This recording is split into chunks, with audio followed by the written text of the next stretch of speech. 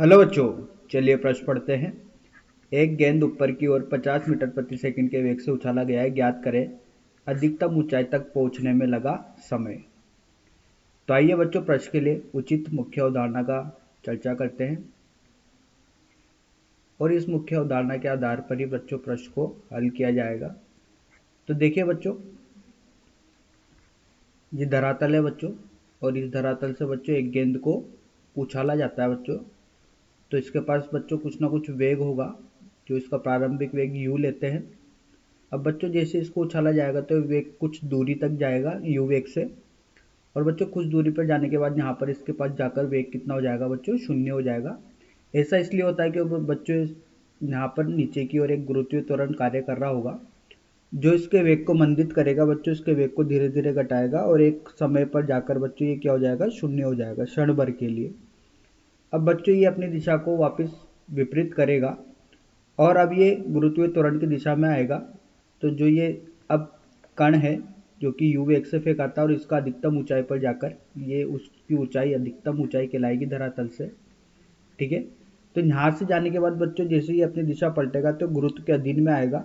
अब गुरुत्व के अधीन में आने के बाद बच्चों इसके साथ क्या होगा कि इसका वेग बढ़ने लगेगा और ये वापस कुछ v वेग से बच्चों कहाँ पर आएगा, ये धरातल पर आएगा।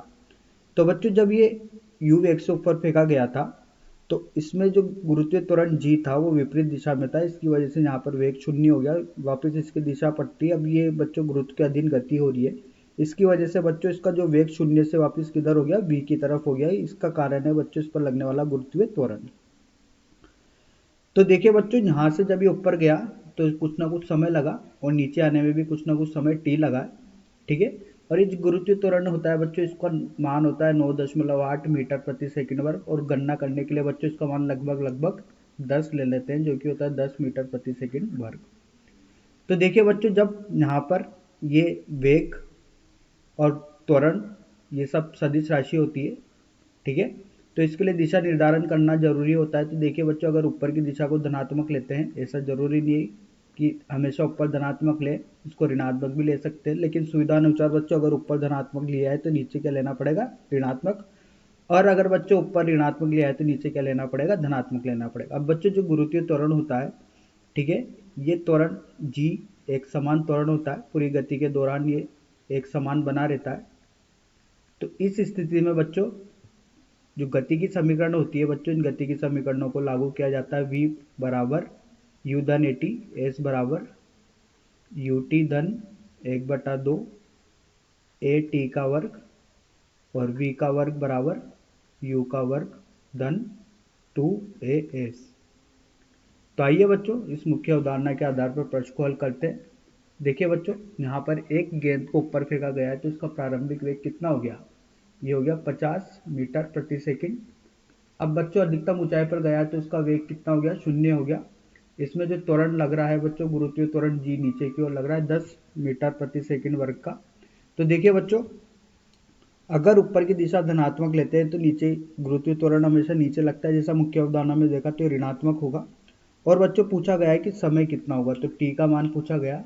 तो इसके लिए बच्चों जो गति की समीकरण होती है, गति की पहली समीकरण का प्रयोग किया जाएगा।